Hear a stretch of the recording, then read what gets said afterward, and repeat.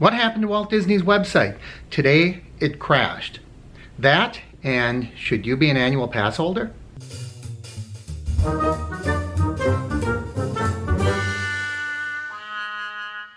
Welcome everyone, Mark here from the Average Me channel. Today, in preparation for this video, I thought I'd go online. I visited the Walt Disney World website and it was down. I got this message. It said that someone had eaten the page. It's kind of their cute way of saying, hey, our website crashed. At first I thought it might be my connection. I tried a lot of different places. I logged in on 3 different browsers. I tried to log in and visit on my phone. All of them were gone. We just got this interesting page. I just checked again before I started recording, and now there's an acknowledgement, hey, we're on this. We know something's going on, but the website still isn't working. Now, as I make this, it's January 2nd, so it could be a lot of heavy volume for the new year as people start making plans for vacations throughout the year. But kind of interesting. What I wanted to do was check for prices, ticket prices, park hopper prices, parking, all of that. I wanted to get the latest pricing information so we could determine whether or not being an annual pass holder was a good thing for you. So we're just going to work with estimates. Now, I have been a pass holder, and this is an annual pass holder card. You can use this card to get into the park, or you can just link it to any Magic Band that you might own, and that will also get you in the parks. But I think I pay something like $799 for my single annual pass holder. And when I say single, what I mean is that's only for me. That doesn't get in friends, family members. It's non-transferable. It only gets me into the park.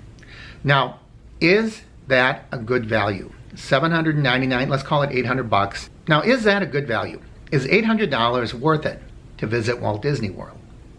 That is a hard question to, I have my coffee here, and I just got to thinking I should have really been using one of my Disney mugs, right?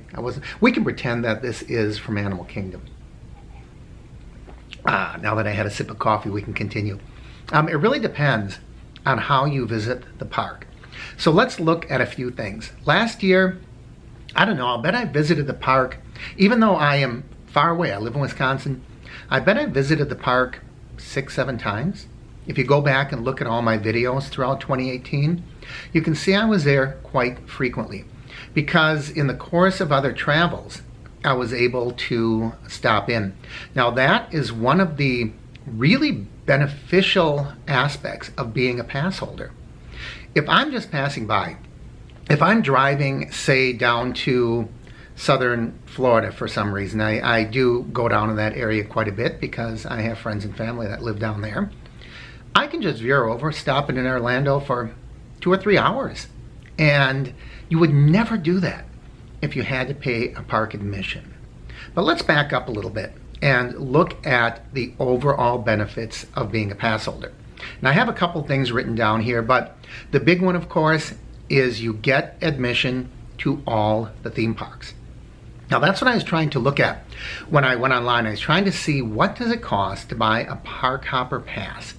And last I checked, I'm thinking somewhere around, I don't know, $100 to $120 a person. So let's call it a $100 bill. So if you're going to go on a vacation for 5 days, that's about $500. Now, it also pays for parking. One of the things I love to do is just go to Magic Kingdom, go for a couple hours, maybe go back to my car, drive over to Epcot, spend a couple hours, go to Animal Kingdom. It's really easy to jump around and visit 2, 3, even all 4 parks in a single day. That would be very difficult to do if you had to pay to park $15 at every single one of those locations. Now, I know you're saying, well, couldn't you just hop in the monorail? Sure you could, and I still do that sometimes. But that is really convenient. It's an option that I have since I know I don't have to pay for parking. Now, the other thing that you get is the Memory Maker photo package. So if you pay for that, I don't know what that costs now, $79, something like that. And that's included with your annual membership as a pass holder. And I really take advantage of that. I stop, and every time I see a photographer, if it's a short line, I'll just pop in and get a picture taken, because I get all of those. All of those, I can go online, I can log into my account, and they're all there in digital form. Now, I would still have to pay if I wanted to buy a print at the park, but even then, I would get discounts, because that's another thing the annual pass holder offers you.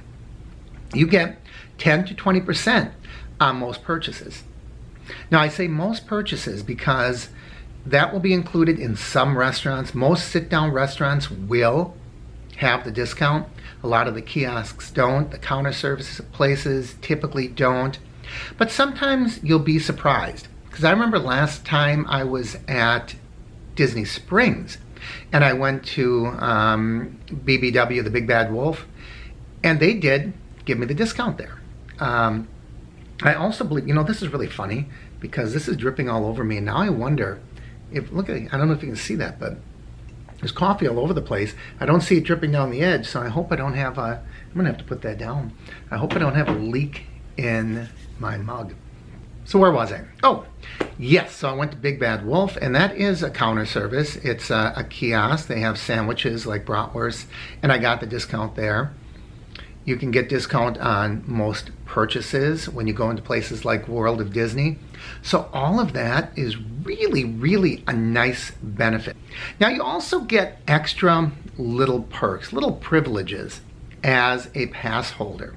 For example, those of you who saw me and followed some of my videos at the Food and Wine, you may remember seeing me get this. It was a little Mickey cutting board. Now, this was free, kind of. It was free, but you had to visit 4 days, 4 separate days during the Food and Wine. You had to visit in order to get this, but it's a nice little souvenir. It's small. You can see I can just about cover it with my hand, so I'm guessing it's about 9 inches across, maybe 6 by 8, 6 by 9, something like that. But it's nice for if you want to use it to cut cheese, or I just use this as a display item. You get entry lines, special entry lines. Sometimes if you go to the park, you'll notice off to one side or another there will be the sign that has the pass holder, and with that you can sort of expedite your entry into the park. Sometimes that pass holder line is longer. Sometimes it only has one cast member there, so it takes longer, even if the line seems like the same length. But sometimes you can get right in a lot more quickly. You can see all the magnets behind me. You might be wondering, Mark, how are you getting magnets to stick to a wall? That's the magic of Disney. No, I just have some adhesive behind it. That kind that can pull off the wall when you're done. I knew I'd be doing this video, and I thought, oh, I'll put some of my magnets up. But you get those. I think that one was from Flower and Garden. That one was from Food and Wine. The Donald and the Mickey that I have up behind me, those were oftentimes, well, not oftentimes, every time that you renew or you originally sign up as an annual pass holder, they send you magnets. And I have more of them, so I must have gotten magnets for other reasons, but you get those little magnets. You'll sometimes see those on the back of people's cars in the lots at Walt Disney World. So that's what that's all about. What else do you get? That's most of it. The big things, of course, are the entry into the park, the free parking, and the discount on items. I think that memory maker photo package is a really good thing to get as well. So is it worth it for you? I think if you're going to visit the park at least 2 times, at least 2 vacations, 2 visits, and you're staying for more than 3 or 4 days each time, I think it's probably a benefit. Now, please understand, it's only good for one person. Now, having said that, I have gone out to dinner with a group of people, and I paid for the tab, and they have covered the whole thing. They took the percentage off the entire bill. They didn't only take it off my meal. That's the only time I'm sure of when you can have it apply to other people. But you cannot have other people enter. In other words, if I have a friend going down, I can't say, oh, take my card. It doesn't work that way. Oftentimes when you enter the parks, they do want to see a picture ID. So they check that. They know when you're coming and going, because when for example, if I drive into Epcot, on the back here is a code, and they will scan that code, so they'll know when I'm entering. They'll know where I am at any given time. They scan that for purchases. I should kind of take that back a little bit, because sometimes they scan it, sometimes they just want to see the card. Of course, if I'm making a purchase on my Magic Band, well, then they always have a record of it, right? So occasionally when I enter the parking lot, I show them, I'll hold this up. Usually I have my driver's license with it, and they just flag me on through. Other times they take it and they scan it. So I don't really know what they're basing that on. I suspect if it's not a real busy time, if it's getting toward the end of the day, oftentimes the last hour, 90 minutes of the day, parking's free anyway. If you're coming to the park and the park's going to close in an hour, they don't charge you to park. The booths are closed down. That's what I found anyway. So is the annual pass for you? I hope that I gave you a little bit of insight into becoming an annual pass holder. Now, if you are in the state of Florida, you do have other options. There are residential pass holders. They have limitations. For example, you can't go during busy times, during some weekend hours, during holidays, that sort of thing. I just have, I forget the term for it, but it's the highest level of pass, and it doesn't have any restrictions, at least none that I've come across in the 2 years of being a pass holder. Am I going to renew when this expires in April? My expiry date here is, it doesn't say. Usually they write that down. I think it's mid-April. So yes, I am going to renew.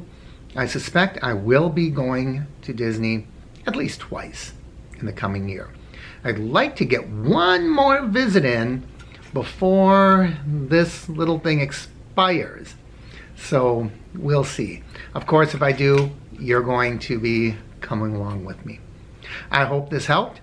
As always, I encourage you to leave your comments down below. There's probably something I forgot. Remind everybody in the comment area. As always, please like and share the video. If you haven't already, please subscribe. I'm Mark with the Average Me channel.